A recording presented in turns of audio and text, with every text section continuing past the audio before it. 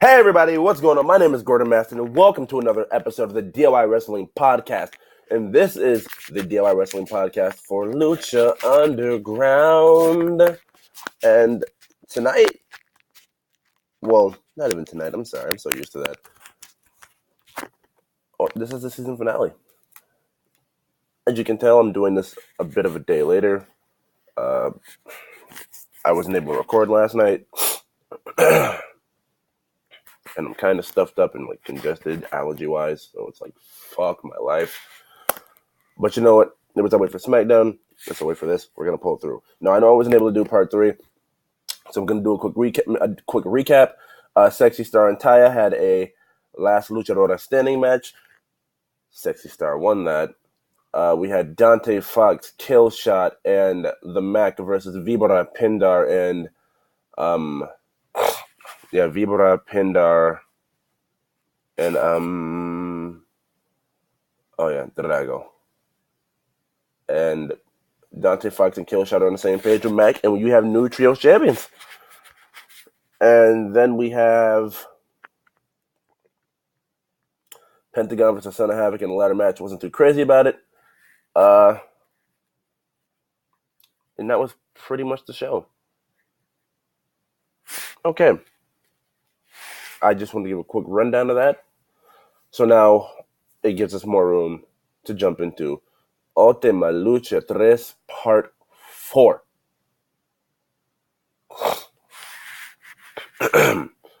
Okay. So we're going to start this out the right way. They started this out with a cage match between El Dragon Azteca Jr. and the Monster Matanza Cueto. And this was a good dynamic of, Azteca's speed versus Matanza's power. And honestly, I honestly just thought Matanza will, this is my honest thought coming into this match, right? Matanza will throw Azteca through the cage. Azteca will win that way. And then Matanza will just beat the shit out of Azteca. Dario won't really care. Excuse me. Yeah. Dario won't really care that Matanza lost. He'll just want Azteca dead, I'm guessing, right? Or like chokeslam through the bleachers against some extremely violent shit like that. No, Dario says no one escapes Matanza. This match is now I'm so sorry. A no disqualification match, and that's practically it.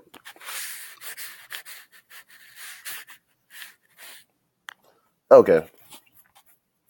But they eventually do get back in the ring. This match ends via Black Lotus. She dives on Azteca to make Dario and Matanza believe that she's on their side. 1, 2, 3. Matanza's in the corner, celebrating, yada yada. Black Lotus low blows Matanza, and then power bombs him, and then she figures out that Dario was a liar, and her mentor, which was the original of the Dragon Azteca Jr., was murdered by Matanza. And he starts saying he's a liar, yada yada. And then Matanza walks up and hits her with the Wrath of the Gods, as she did Azteca, and Dario and Matanza walk out. Okay. So, now we move on to, I would like to say this was the best match of the night, but this was probably the most intense match of the night, rather than best match of the night. So, we get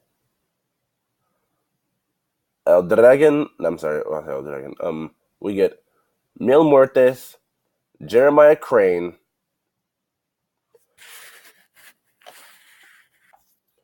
and Cage for the gauntlet, right?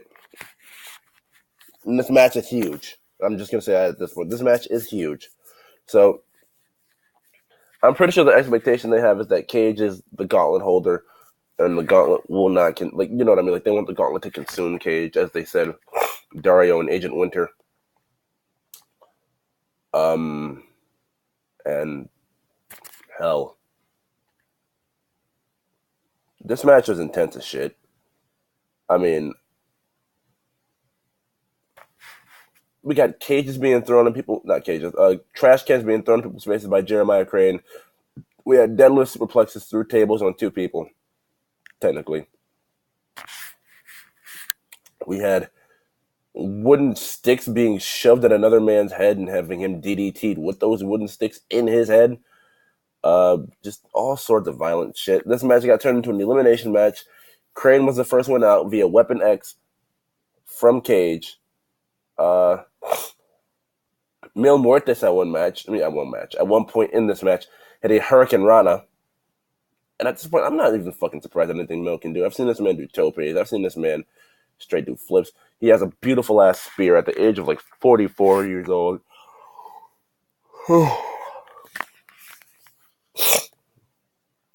That Rebus Trident is a thing of beauty. Okay. But otherwise,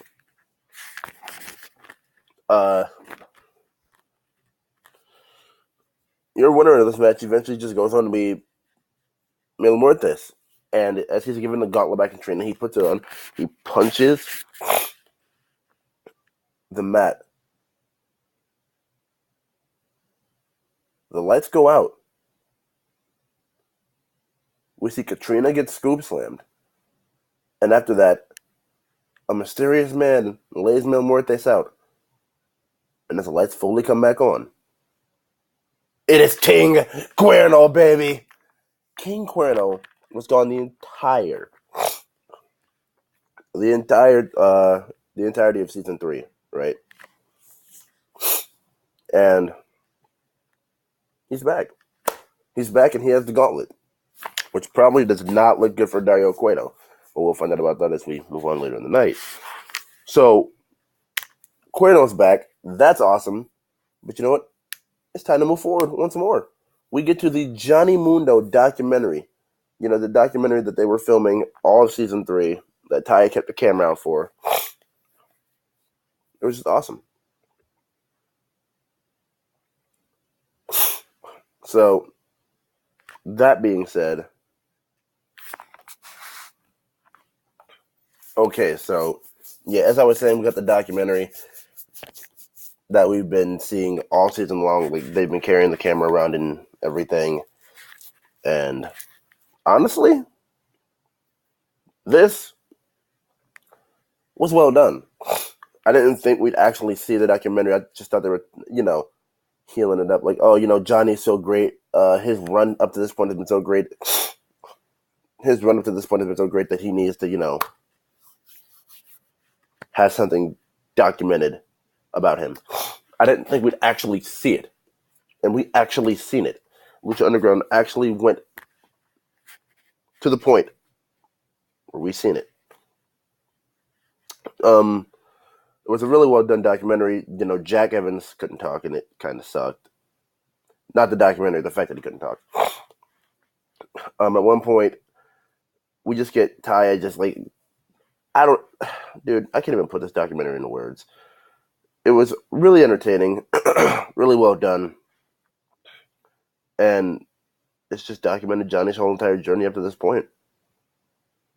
So, there's that. So, up next, we get the title match. Johnny Mundo, Prince Puma, everybody. This match, you figure, what can they do to top themselves? How can they outdo themselves? Well, Puma slightly, turned into Roman Reigns for a second.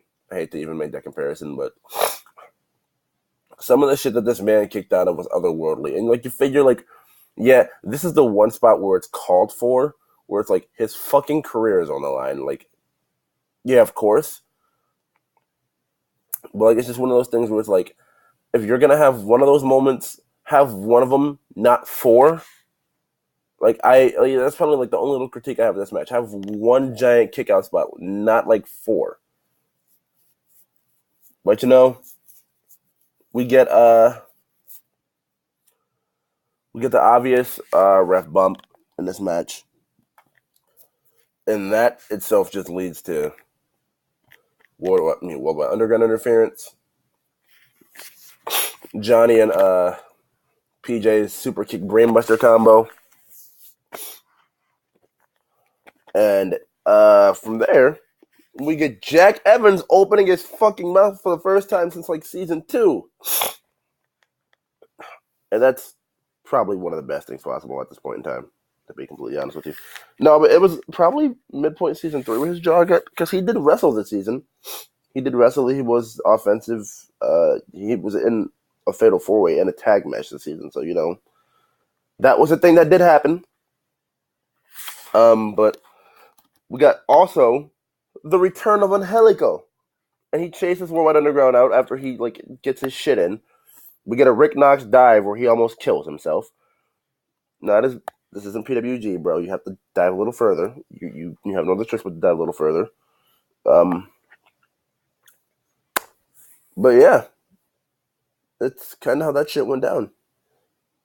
But you know what? Nonetheless, we get back to the match after everybody got chased out. And your eventual winner is Prince Puma. Prince Puma is your new Lucha Underground champion.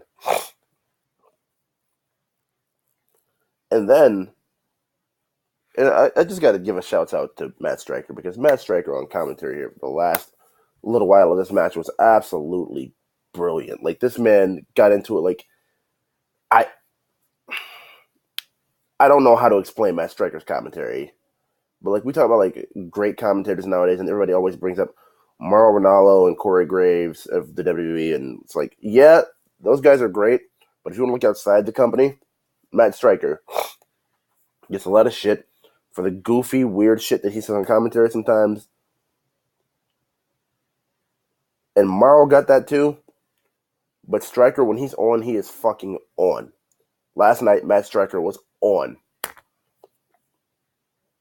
And he just made the rest of that match feel like such a big fucking deal. But then we got the Pentagon match. Holy shit. I give Puma credit for being competitive throughout the rest of that match. But then he almost won. Vampiro pulled Pentagon out of the way. And then Vampiro set up Pentagon for the win off the package pile driver. Yeah, off the package pile driver. And that was it. Pentagon Dark is your new Lucha Underground World Champion. And that, to me, is incredible.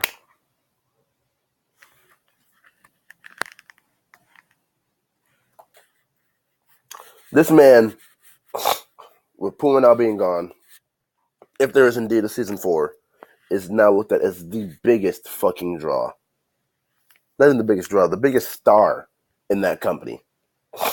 They built that man from season 1 up from the ground. No one gave a shit about who Pentagon Jr. was. And then his character continued to evolve, where he figured he needed leadership to get somewhere in this business. Figures out he doesn't need the leadership to get anywhere in this business. And then figures out he doesn't need leadership from Chavo. Gets leadership from Vampiro. Thinks he's going somewhere. Eventually finds out Vampiro's doing nothing but hindering him. Goes off on his own. And then Vampiro goes on to Puma. Makes Puma look like a fool. And then at the very end, swindles and bamboozles him. And your new Lucha Underground champion is Pentagon Dark. Now, we're going to move on here, because there was at least about a good 5-6 minutes of cinematic here.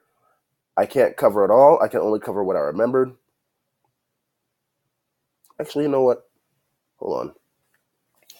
If it's available, we're going to do something here. All right, guys. So I just went back and watched the final 6 minutes. And honestly, I'm not gonna lie. I'm not gonna be a little girl about it. Well, I don't mean to be a little girl about it. But just seeing Dario get shot like that, dude. Holy shit, dude. Like, you could think somebody's such a piece of shit 1 minute for what they do to Puma, and I honestly didn't. But, like, I could get that, I can get that thought from some fans. And then you could see what just happened there. And it's like, yeah, but we'll get to that in a second, because I did just note down everything that happened on the road to Cueto's death. Okay, so we got Puma takes off his mask and walks off into the sunset. Nothing to really speak on there. Sexy Star gets a spider from Little Girl. And nothing's going to come from that, because she's not signed for season 4, as it's been said by Eric Van Wagenen.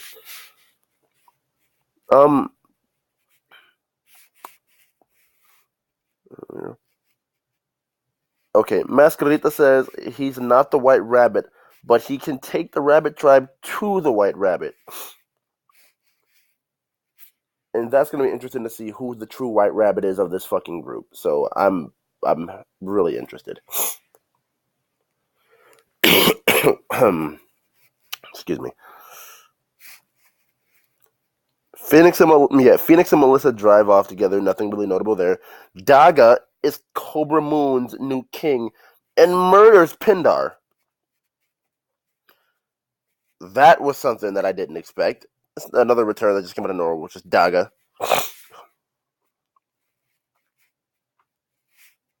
Okay. Vampiro and his master plot against Pentagon. Matanza in his cage. And Ray alongside next to it in the cage that Black Lotus was in. And I guess Pentagon. I guess Matanza is sensing that some shit was going to go down.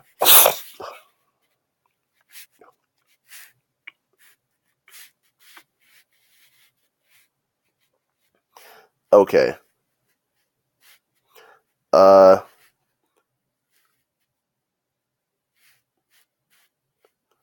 Agent Winter shoots Dario. Dario calls his father. Okay. So,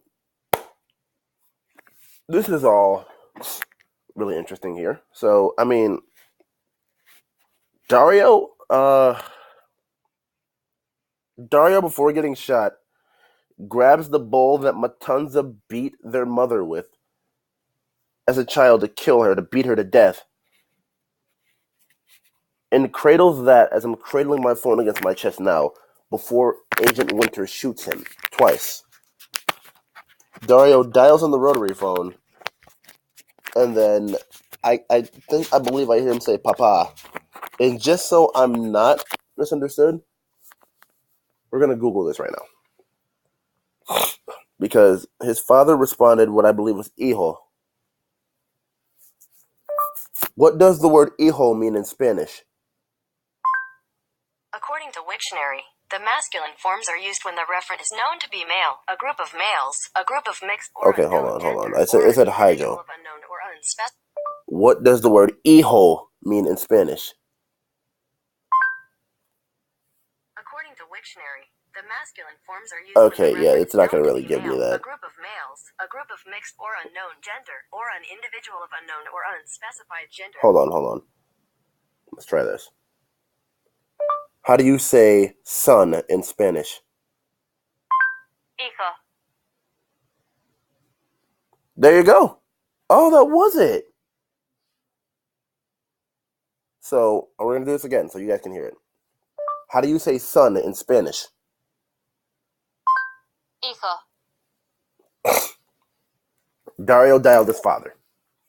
That is confirmed right there. Because I believe I heard him say on the phone, my son, yada yada. And I personally believe the Cueto family are those family of dickheads, right?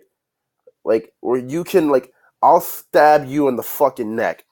You'll still be alive, or you're going to be dead. It doesn't really matter.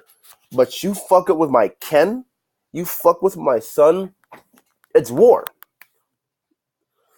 And I believe Dario did this knowing that he had no other choice, right? Like, his father's a fucking scumbag.